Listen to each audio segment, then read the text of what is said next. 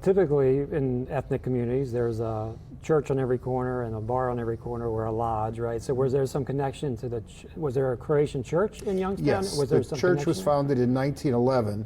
The initial Croatian home was founded, I believe it was 1913 or 14. They bought the property, and it was basically, it was nothing more than a bar, a corner bar.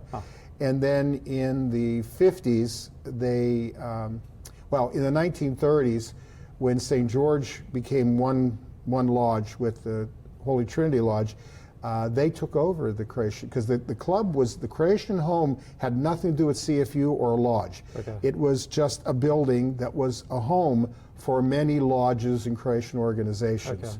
It was their domicile. The church was about 6 blocks down the street. But there was no, now, of course, the ties were that everybody belonged to the Croatian church, but official, there was no connection. When the St. George and Holy Trinity merged, they were the 2 largest lodges.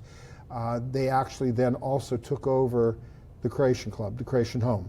Okay. The people who had all the shares, the stockholders, sold to the club. The club bought all that in 1934. Okay. And they were there.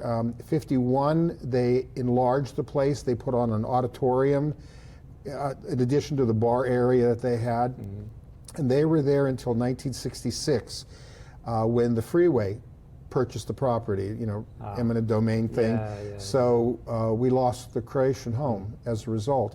And a lot of the older members wanted to just take the lodge and run it out of the basement of the church hall, because they had a ton of money in their hands, and those old guys said, oh, we got money now, we don't need to spend it. Well, it was some younger people, and that's where my dad came in. He was one of them that wanted to have a separate Croatian club.